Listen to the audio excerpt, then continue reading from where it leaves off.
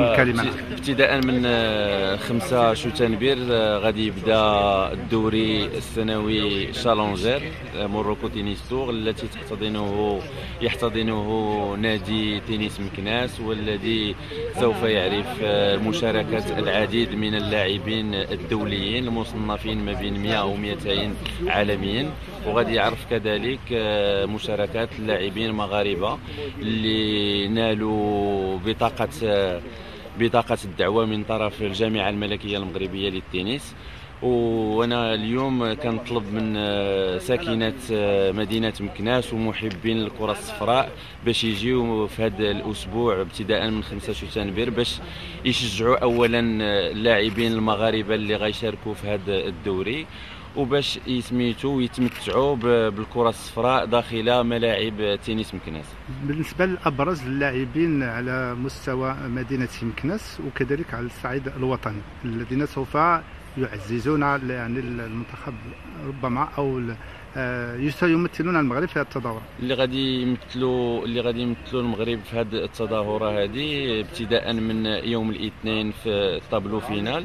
هما كاينين 4 ديال اللاعبين، كاين ايد مبارك، كاين سميتو كاين ايوب الشقروني، وكاين اهدى امين، وكاين ياسين ايد مبارك. دونك هما 4 اللاعبين اللي غادي يشاركوا في الدورين في الطابلو فينال ابتداء اللي غادي يبدا يوم الاثنين. اما الاقصائيات اللي غيبداو نهار السبت كاينين 5 المغاربه اللي غادي يشاركوا فيه حتى هما. إذن هذه دعوة للجميع سواء من مدينة مكناس أو خارج مكناس. أشكركم. دابا كنتكلموا على الجهة ديال فاس مكناس، دونك نعم. كلشي مدعو، فاس ومكناس مدعوين باش بطبيعة الحال. شكرا لك على الاتصال ديالك. إذن نحن على مقربة تنظيم شالونجر بالنسبة لهذه الأيام. يعني شنو كتمثل لكم هذه التظاهرة في جانبها التربوي والاجتماعي، وكذلك يعني بالنسبة للآفاق المستقبلية لرياضة الكرة الصفراء بمدينة مكناس؟ بسم الله، أنا نادية الغريبي مديرة الدورة ديال هذا العام.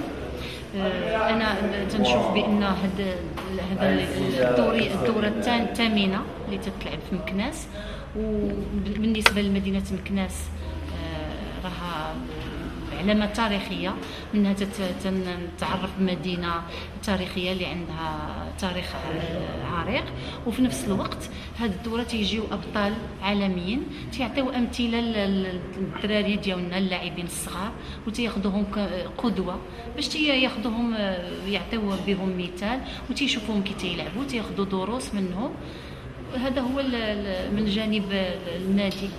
وفي نفس الوقت تيجيو اللاعبين تيجيو حتى هما كسياح تيشوفوا المدينه تيعرفوها وتياخذوا في الاخر تنعطيوهم دي سي دي فيهم دي فيلم ديال المدينه وتيوليو يطلبوا ان العائلات ديالهم تيجيو. اذا تتلعب بجوج الادوار، منها لعب ديال التنس ومنها يعرفوا المدينه.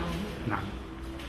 إذن ما يميز هذه الدورة عن سابقتها خصوصا أن مدينة مكناس وبفضل ناديكم العريق له تجربة في المجال؟ اللي تيميز هذه الدورة هي بعد التجربة ديال المكتب، وان المكتب ناس اللي في المستوى وتيخدموا. اذا بعد النجاح تيكون من الاول من الاصل ديال الناس اللي خدامين في المكتب، وموراها كاين غادي يكون مستوى عالي في اللعب، لان كاين حنا من مكناس غينطلقوا مباشره للقنيطره، واللاعبين تيعجبهم انهم ياخذوا جوج ديال الدوريات، جوج ديال لي تورنوا او ميم طون في نفس الوقت. حتى الناس كلهم اللاعبين تيعيطوا لنا خصهم يريزيرفيو في لوطيل باغيين يجيو، اذا محمسين باش يجيو في هذه الدوره هذه. اذا ان شاء الله غادي يكون المستوى عالي في اللعب، واللعابه غادي يكونوا حتى هما مستوى عالي ديالهم. نتمنى ان شاء الله الناس ديال مكناس يجيو ويحضروا معنا ويكون لو بوبليك كثير ويكون تشجيع كثير من طرف الناس اللي معروفين بالشيمات ديالهم بالكرم ومعروفين انهم تيبغيو الرياضه بصفه عامه. إذن بكم كذلك وبباقي الرياضات نتمنى لمدينة مكناس أن تعيد ذكريات الماضي، ولنا أمل كبير في الكرة الصفراء بفضل ناديكم الذي له طاقات واعدة كانت وفية بما عاهدتنا عند ترأسها، وكذلك بما فيهم الطاقم الإداري على وعوده الذي كان وفيا فيها.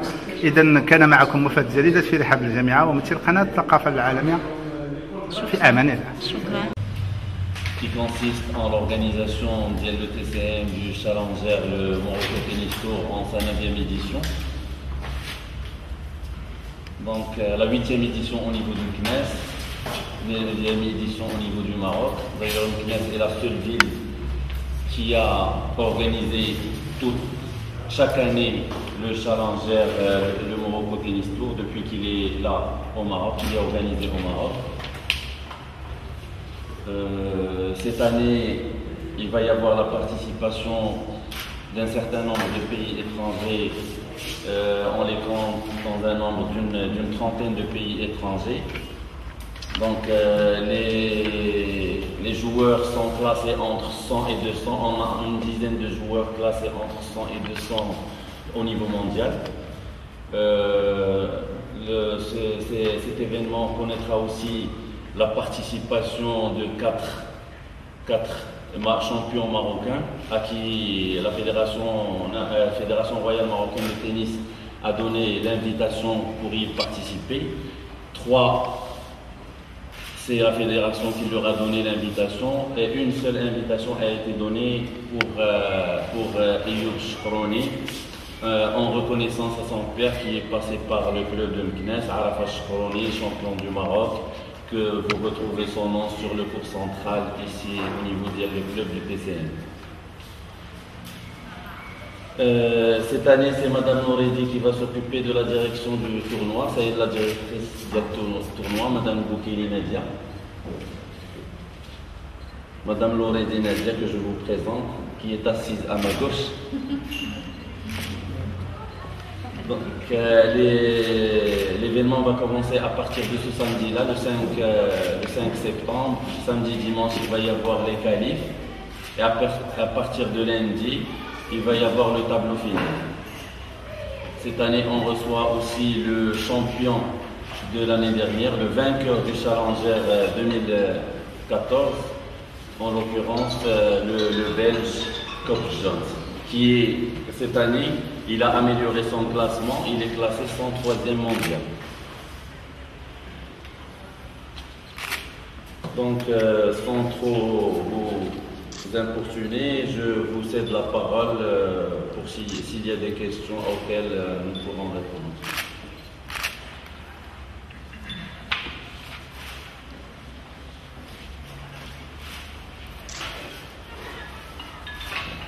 Simplement, je vous félicite pour la continuité de l'organisation de ce challenge, ce qui prouve le sérieux du tennis club de Meknès. Et ça, c'est un très bon point pour la ville de la cité ismaélienne.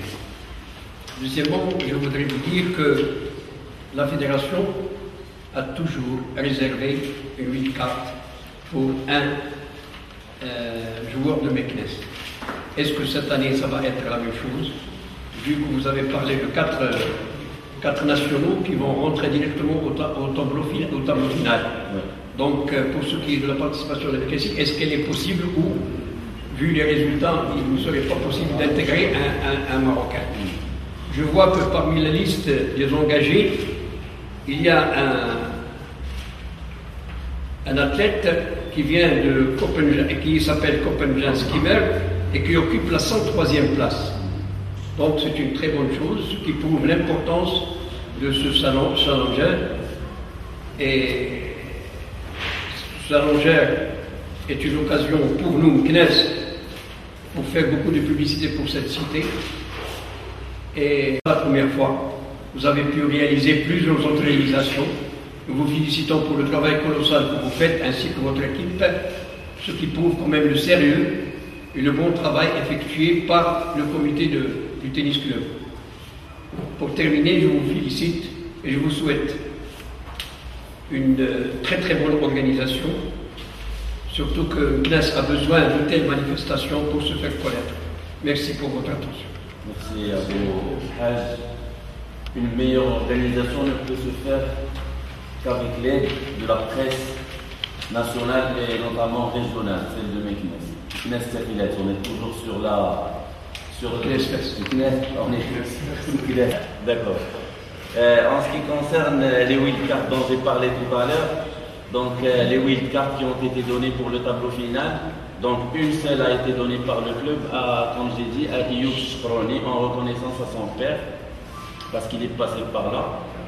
Et 3 autres, elles ont été données par la fédération à 3 jeunes joueurs, je dirais jeunes entre guillemets, parce qu'il y a 2 jeunes, Aouda Amin, il mérite, Allouch Khalid aussi, et Mbarak, c'est des jeunes qui ont intégré le centre national senior cette année, et donc la fédération a mis sa confiance dans ces jeunes-là.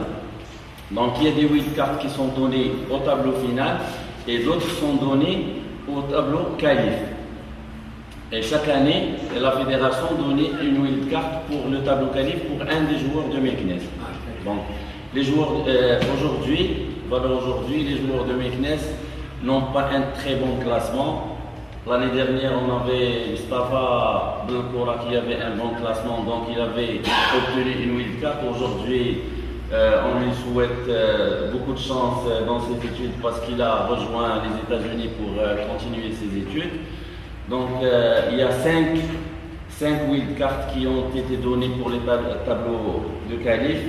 Je peux vous citer les noms: Anas Yersi Mohamed, Rachidi Younes, Ousfi Marwan, Jdi Mehdi ou Ladnaoui Mohamed.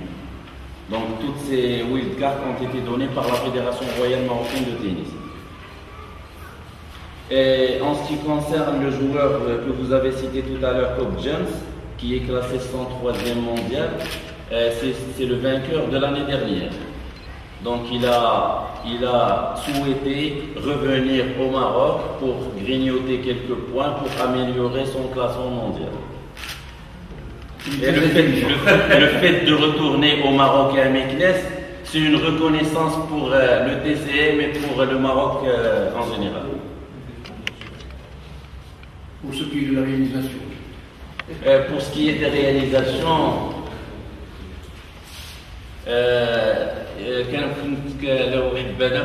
une tournée parce que c'est pas la seule réalisation qui a été faite au club. D'ailleurs, on a un espace très important qui a été construit un peu plus bas. C'est un terrain synthétique de foot, de mini-foot avec les normes internationales. C'est du 20 par 40 avec des vestiaires, avec un espace de loisirs, avec un café et qui sera inauguré, Inch'Allah, lors de la finale. En ce qui concerne le lieu où nous sommes là aujourd'hui, là c'est une salle polyvalente qui va être destinée à la restauration, chose que nous n'avions pas auparavant. Et c'est une salle de conférence. Et à chaque fois qu'il va y avoir des réunions, on va les tenir, Inch'Allah.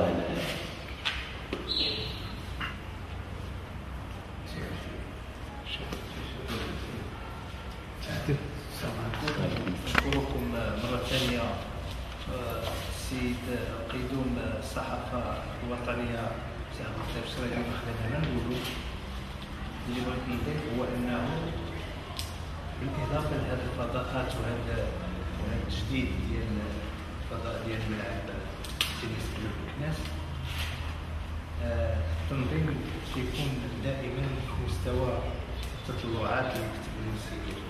تنظيم التظاهرة ديال التحدي في دورته 11 التاسعة. شنو هي الإضافة اللي كاينة بالنسبة لهذه الدورة من ناحية ديال التنظيم المحكم؟ هذا من جهة. من جهة ثانية أنا أقترح لو أنني بعض المرات تنتدخل على بعض المسائل، هذا فضاء، هذه قاعة ديال الندوات متعددة الاستعمال، حبذا لو أننا نشوف فيها صور تتعامل معالم ديال تنس مكناس كجعل اسمكم على كانت تكون السي عرفه الشكروني. وانا ما عادش نذكر نتوما تعرفوا الناس ديال التنس قبل مني على انه يعني يتزين ويكون هذا بعض الصور اللي غادي تخلي واحد الصدى طيب لدى لاعبي ومحترفي هذا. شكرا.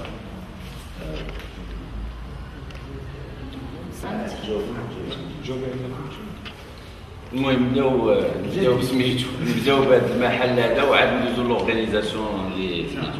هذا المحل اليوم نتوما الاولين كتدخلوا حنا مازال عاد اليوم قررنا واليوم عاد قررنا في الصباح باش غنديروا الندوه الصحفيه هنا. حنا كنعرفوا بانه مازال ما كاملش، لان كما قلتوا خاص الصور ديال اللاعبين يدازوا هنايا، خاصو يتزين باش يزيد من الجماليه وسميتو. دونك يمكن من هنا لافان ديال شالونجير يمكن غادي يولي نيت حتى هو من هذا الفضاء حتى هو غادي يتم ان شاء الله التدشين ديالو في اليوم ديال النهائي ديال لا فينال. دونك غادي نحاولوا نزينوه باش غادي يكون جديد. فيما يخص لورغانيزاسيون بور سيت اني، اولا هذا العام عندنا لاعبين مصنفين، عندنا 10 اللاعبين مصنفين ما بين 100 و 200 10 اللاعبين. دونك هذه من النقاط الجديده اللي كاينه في الشالونجير في حلته التاسعه. فيما يخص الاستعدادات، وهنا غادي نرجع لواحد النقطه وغادي نشكر والي صاحب الجلاله على جهه مكناس التافيلات لانه على الاستضافه اللي دار لنا والعنايه والدعم اللي قدموا لنا خلال الاستعدادات اللي كنقوموا بها باش يمر هذا الدوري على احسن ما يرام. لان اللهم لك الحمد الدعم على كل في زعما سور تو لي نيفو. وهذا السنه كاين لو بوين عاوتاني ديال لو سبونسورينغ. هذا ليفينمون هذا كيمنح لهذا النادي واحد الفرصه باش يكون عنده باش يجمع واحد المدخول اللي به كيتعاون باش يقوم بهذه الانجازات اللي كتشوفوها اليوم. لان كون ماشي هذا لو سبونسورينغ ديال الشالونجير ما كانش يمكننا نقوموا بهذه الانجازات ديال داك الملعب ديال كره القدم ولا هذا سميتو هذا الفضاء هذا اللي حنا فيه. دونك كاين لي بوين. هو هذا ليفينمون كيمنحنا اولا لي سبونسورينغ والفعاليات اللي كيعاونونا في الفعاليات الاقتصاديه داخل المدينه واللي كيعاونوا هنايا.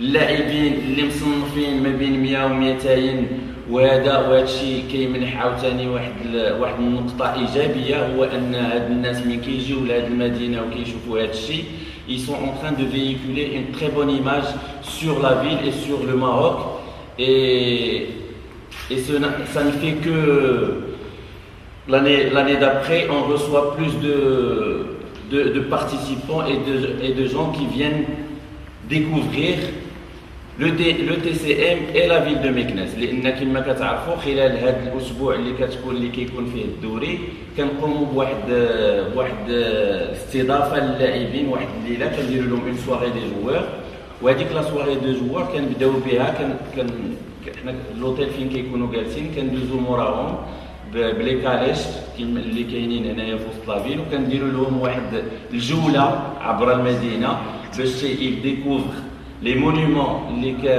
كاينين في هذه المدينه. لان كما كنعرفوا لي مونيمون اللي كاينين في هذه المدينه يمكن راه ما كاينينش في مراكش وما كاينش في مدن كبرى في المغرب، غير هو شي شويه هذه المدينه ما عندهاش شي شويه، خاصها شي شويه الزهر، وكان يمكن لها تكون بحال مراكش ولا احسن من مراكش. وكنتمناو مع الانتخابات الجايه اننا نشوفوا وجوه جديده اللي غيمكن لها ترفع هذه المدينه ونمشيو بها للقدام، وحبذا تكون كاع احسن من مراكش.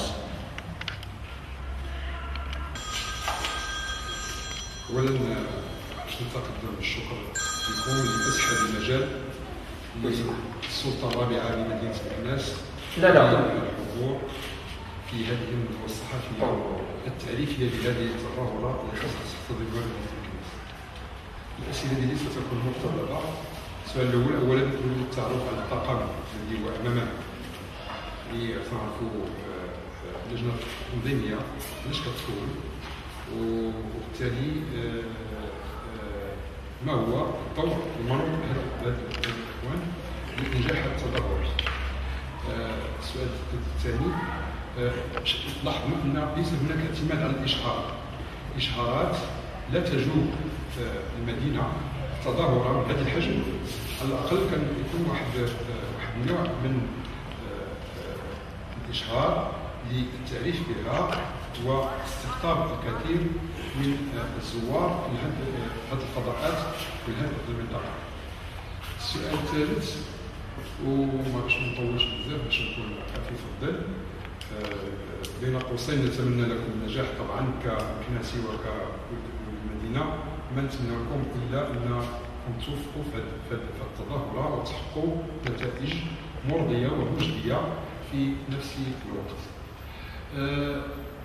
شنو هي الاستراتيجيه المسطره باش يولي هذا الفضاء هذا ناجح 100% الى جانب الرياضات الاخرى، خصوصا وان عالم الرياضه اليوم يمكننا ما لها من انعكاسات ايجابيه لجلب الاستثمارات الاقتصاديه على المدينه ديالنا. وشكرا لكم. الاسئله دونك فيما يخص الطاقم، الناس اللي قدامك هما الناس ديال المكتب اللي كيسيروا النادي. كاين غيابات لظروف القاهره، دونك كاين السي عبد الخالق بالكره هو نائب الرئيس، وكاين السي رحاب حسين حتى هو نائب الرئيس، كاين مدام البوكيلي اللي هي امينه المال، وكاين السي محمد الخنداقي اللي هو الكاتب العام، وكاين عبد ربي اللي هو الرئيس، البيبي يونس اللي هو الرئيس، وكاينه مدام لوريدي اللي هي المديره ديال الدوري ديال هاد الدوره هذه. امينه المال وفي نفس الوقت مديره الدوره. باش نعرفوا هادشي.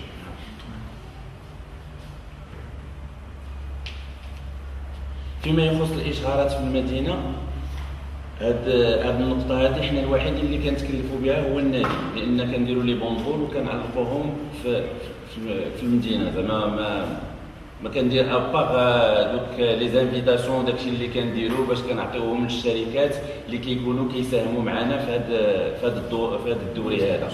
كاينين لي زانفيتاسيون اللي كنفرقوهم كاع للشركات اللي لي سبونسور كنعطيوهم لهم.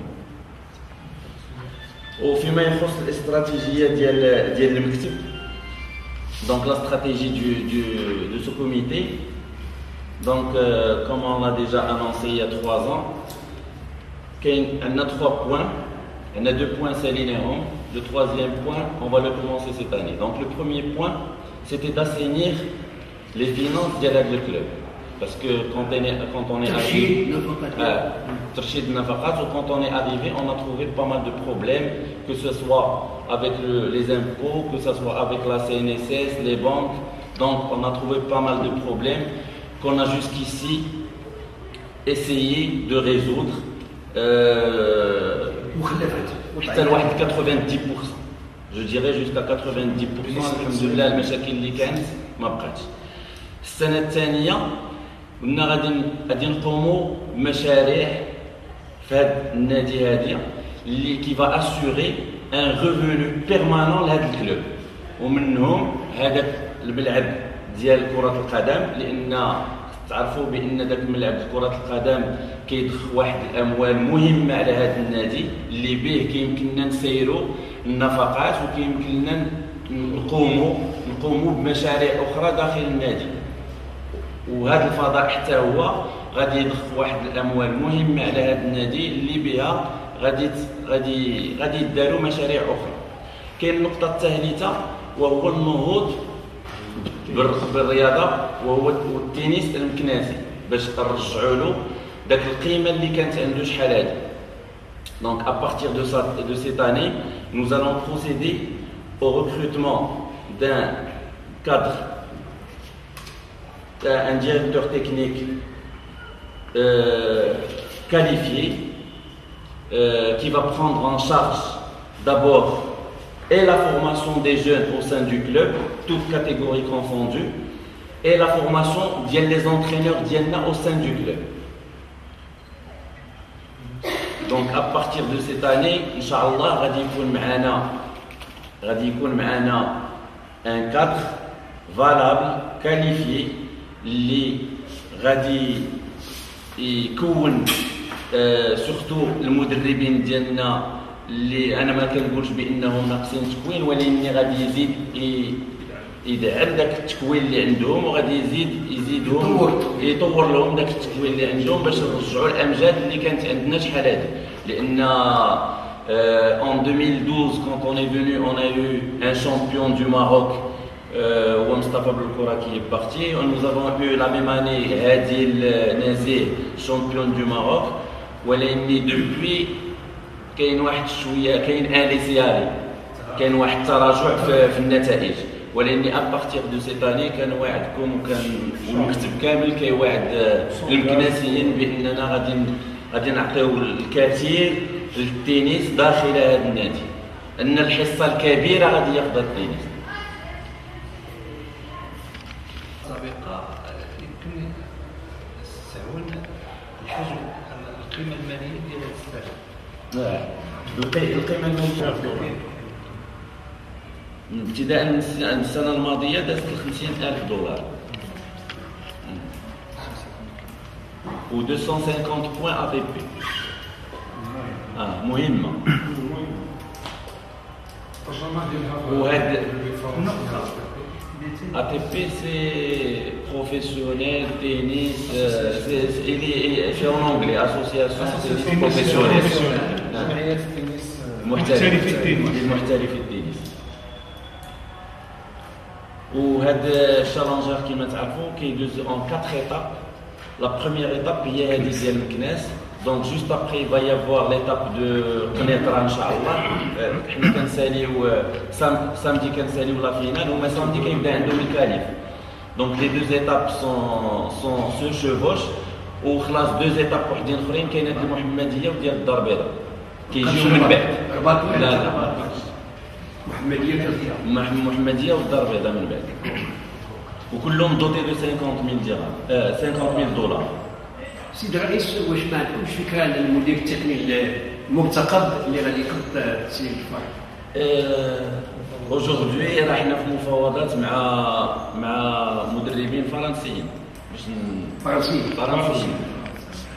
ماشي مغاربه. مازال ما عندناش اسماء بالضبط، ما عندناش اسماء بالضبط، ولكن عندنا في مفاوضات عندنا جوج ديال الفرنسيين ان شاء الله، وعندنا مفاوضات مع واحد المدرب اللي دابا كاين في السونتر في الاكاديمي ديال بوغيغا اون اسبان، اللي حتى هو دونك حنا طلبنا منهم باش يجيو يديروا معنا، درنا لهم واحد الاقتراح باش يجيو يدوزوا عندنا واحد الاسبوع هنا في مكناس على فقط على شارج دو كلوب، وندوزوا معاهم واحد السيمانه ويدوزوها مع لي كاتيجوري ديال الكلوب كاملين، وهي هذيك يتعارفوا مع الدراري ويتعارفوا مع المدربين ونجلسوا اطابل ونتفاهموا بيناتنا، وإلا كانت شي حاجه الله يكمل بها يبغيو تيستي لو تاع بيان سور حتى حنا عطيناهم لوكازيون باش يجيو باش يعرفوا حتى الماده الخام اللي يخدموا بها، واش كاين الدراري اللي غيخدموا معاهم ولا ما كاينش، لان هذا يكون هو مطالب بالنتائج. اذا كان القضيه ما مساعداش راه حتى هو غادي يجي يهز. لان عندنا واحد كما احنا من نهار جينا هذه في 2012 قررنا بان كتكون مدرسه ديال التنس، مدرسه التنس اللي كتكون يوم الاربعاء ويوم السبت. من نهار جينا قررنا باش نديروها سي اون ايكول غراتويت. علاش؟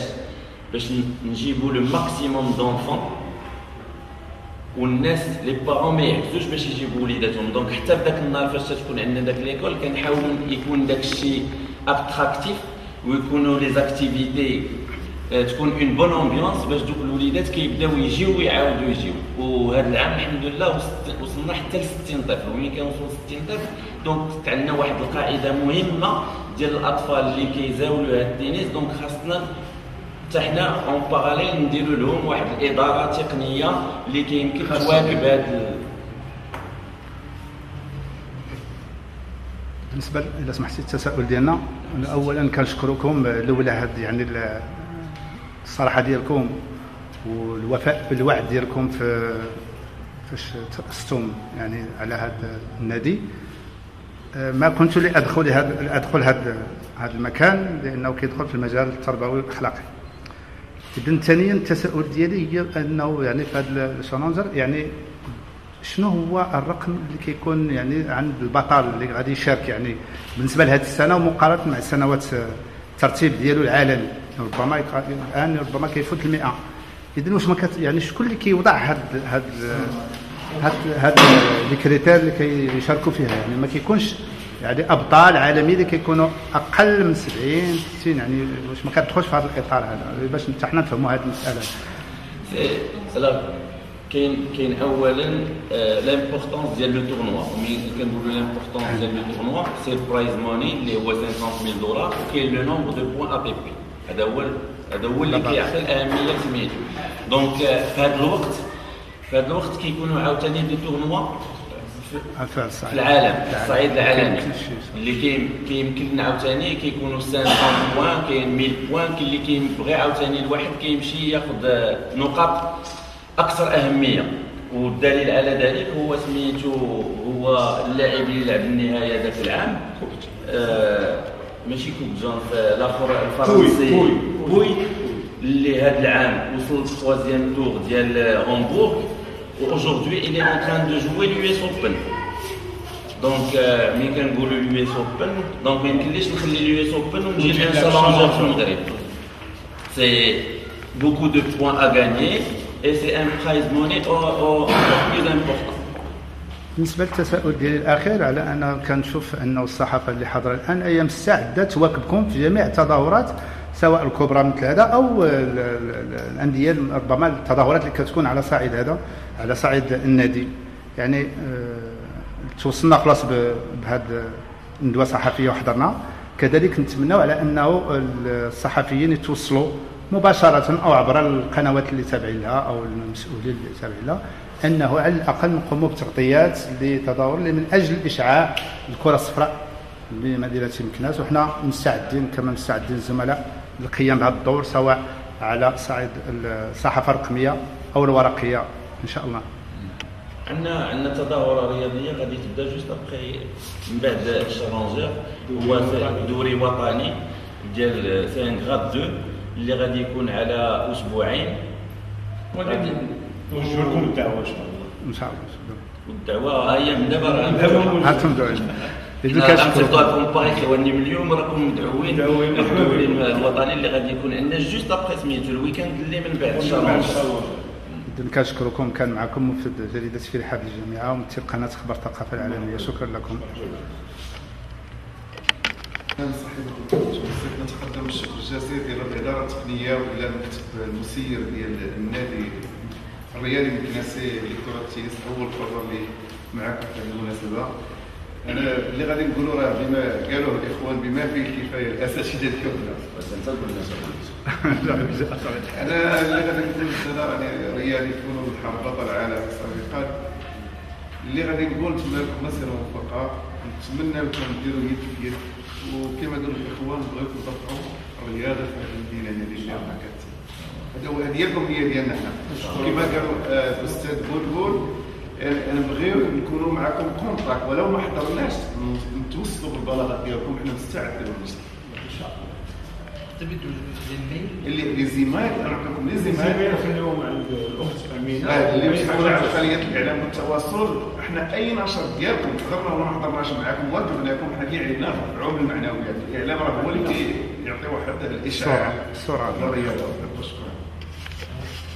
حيت سون لا بريس اون بو با ايفولوي.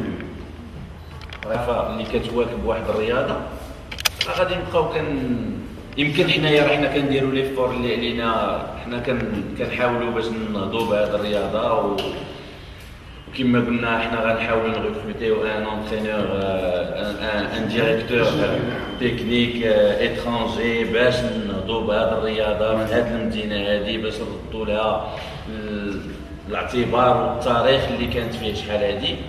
ولكن كما قلتي خص ولا بد واحد المواكبه صحفيه باش حتى داك الوليدات اللي مين كيهز كاع كما كيوقع في لوبينيون، من كيهزوا دوك لي راكيت لي زونفون كيهزوا تيلقى تصوير في تما، سي اون موتيفاسيون، سي اون موتيفاسيون بور لو. اذا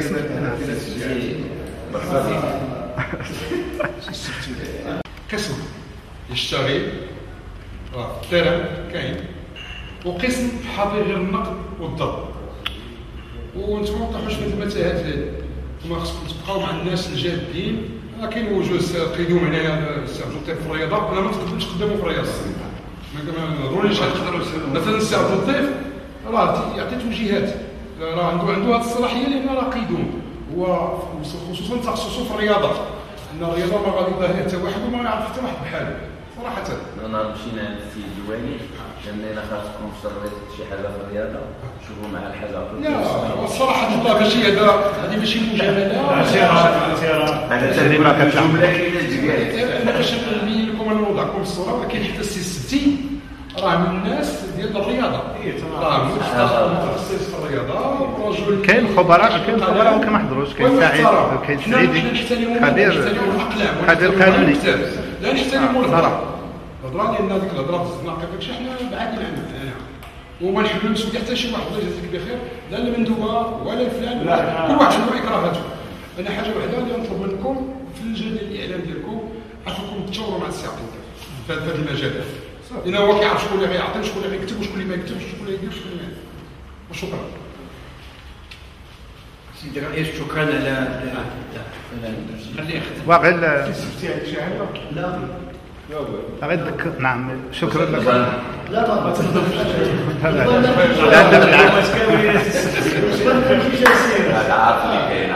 راه بدا كيحرر الان هو كاع، تبارك الله عليك، احييك. كلمه غير تبادر في الدين ديالي على انه من بين الاسئله اللي طرحنا لكم على ان لعبه الكره الصفراء تحرصوا انها تكون يعني شعبيه، ووعدتونا انها تكون. شنو هي المنطلقات وشنو المرتكزات اللي غادي تعتمدوا عليها؟ وقلتوا لنا على اساس انه غادي نشوفوا في الاحياء الشعبيه هذه، وانا لازلت اتذكر وربما عندي تسجيلات في ذلك. تفضلوا اخي الكريم. درنا هذه السنه هذه اللي سميتو، درنا بليزيور بورت اوفيرت، ودرنا على المدارس كاملين سواء بوبليك ولا بريفي، وعلقنا فيهم المنشورات ديال سميتو، ودرنا دي بورت اوفيرت سامدي ديمانش هنايا، وجاونا الكثير من الاطفال مزيانه، ومنهم اون ريكروتي با مال دونفون. ملي تنقول لك عندنا 60 لاعب في سميتو في المدرسه ليكول دو تنس، راه الاغلبيه جايين من هاد لي بورت اوفيرت. هذا العام الا وصلنا ل 300 عائله راه وصلنا لها من خلال لي بورت اوفيرت اللي درنا، اللي منها كما قلت لك خدينا لاعبيه اللي دابا راه هما كاينين في ليكول، وكاينين شي وحدين اخرين اللي لقيناهم مزيانين، وراه هما كاينين في لو سونس ديال التنس ديال الكلوب. وهذا مكتب ينضاف كذلك للخدمات ديالكم، وكنشكركم على تواجدكم على راس هذا المكتب. وغير اضافه للسيوس، مدرسه الامانه بوحدها جابت 80 ديال الاطفال اللي جابت 80.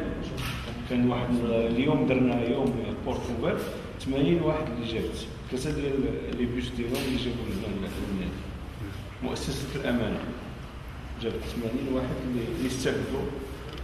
ما مشينا هي وحده، كاين بليزيور زيكول اللي درنا لا جورني انترناسيونال ديال السبورت اللي عاوتاني حتى هي درنا فيها لي بورت اوفيرت، وحتى هي جاونا فيها بزاف ديال الاطفال والعائلات. انا قلت لك الا وصلنا اوجوردي ل 300 فامي ووصلنا ل 60 لاعب داخله سميتو ليكول دو تنس، سي غراس ا هاد لي بورت اوفيرت اللي درنا. شكرا على تفضل بغى يختم. المادة الصحفية هادشي راه يفول ميدياتيزي، لان يجيوك مثلا ديال البرتغال ويجيوك 80 ديال الاطفال من المؤسسه وحده الاشتراك السوري نعطيك الصور خصنا نعايشوه وفحينو ماشي ان شاء الله تنوعدكم بانهم نوجهوا ما تكون شي حاجه بحال هكا نوجهوا نتاعو خليو لي زملاء ديالكم عندكم امينه وانا نتصل بك تكون شي حاجه لا واحد الكلمه نسيت مين كنديروا شي حوايج بحال هكا انا بعدا بيرسونيلمون نبغيو نعيطوا للصحافه وكنخافوا عاوتاني يبقاو الناس كياخذوها في واحد الاطار اخر. علاش الناس غادي يديروا ان ايفينمون باغي غادي يعيطوا للصحافه بور لو ميدياتيزم؟ الناس ما تيديروا والو تيعيطوا للصحافه يميدياتيزيو والو. لا كديروا شي حاجه.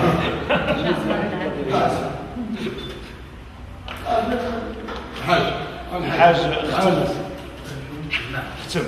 سيدي الرئيس كنشكرك شكرا جزيلا على الصحافة الإقليمية دائما كتتابع الحدث وكون على يقين أننا إن شاء الله غادي نكونوا في المستوى باش نغطيو هذا الحدث كما هي القاعدة كما جرت في السنوات الماضية واللي كتبناو هو النجاح لهذا الدوري. كنشكركم على كل المجهودات اللي كتبنوها لأن حقيقة أن ما شاهدناه منذ الولاية ديالكم وديال المكتب اللي معكم فهي إيجابية وفعالة حيث مكناش كنشوفوا أنه نادي من أجل الترفيه ويعني وكما كنت كنقول دائما جميع المراسلات ديالي وجميع الكتابات ديالي باش نطيحوا الكرش وباش كذا شيء دابا نصبحوا أنه أطفال كيتبحث عليهم الحمد لله كما قلت عندنا بطل المغرب سيدي الكره وغيره بعض دازوا منه وجاوا من بعده ولذلك حنا كنتمنى لكم التوفيق خاصة أن هذه المبادرة ديال إعلان يعني جلب مدير تقني في المستوى سوف تعطي أكلها وثمارها لأن مكناس هي مدينة ديال الرياضات وإلا كان الاهتمامات الكافية بها غادي تعطي الأكل ديالها. شكرا لكم مرة أخرى.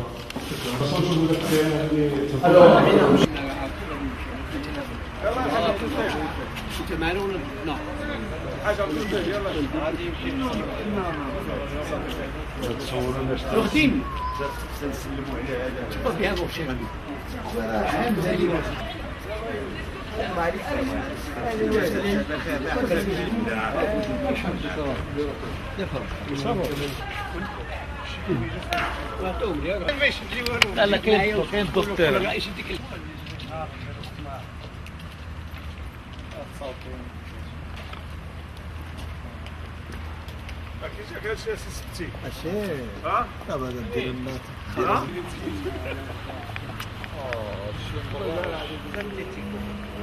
سانتيتيك ما فيهش الكاوتشو لا فيه الرمله لا ماشي مول الكاوتشو لا ما فيهش الكاوتشو ما غير مضر كما قلت الحاج باسكو هذاك ملي كيهبط الواحد كيطيح كيريسبيري داك مع لا شالور هذا لا يلا شي ماشي صوره جماعيه مع الرائد بداو ستة شكون فايز وردين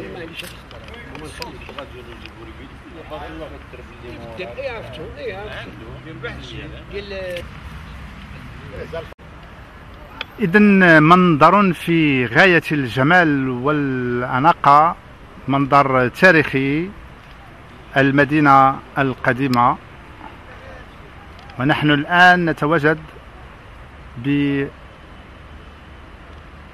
بنادي التنس بالحاضرة الإسماعيلية مكناس.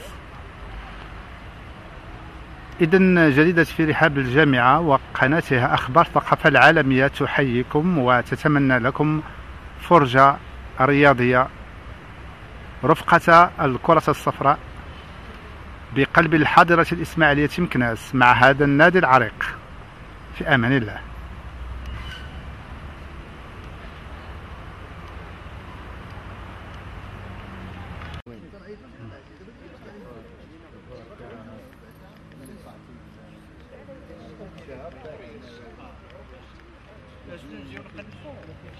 شحال دايرين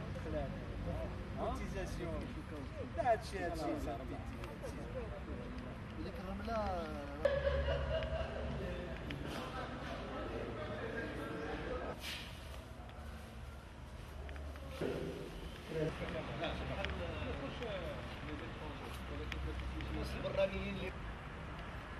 إذن منظر في غاية الجمال والأناقة، منظر تاريخي المدينة القديمة. ونحن الآن نتواجد بنادي التنس بالحاضرة الإسماعيلية مكناس. إذن جريدة في رحاب الجامعة وقناتها أخبار الثقافة العالمية تحييكم وتتمنى لكم فرجة رياضية رفقة الكرة الصفراء بقلب الحاضرة الإسماعيلية مكناس مع هذا النادي العريق. في أمان الله.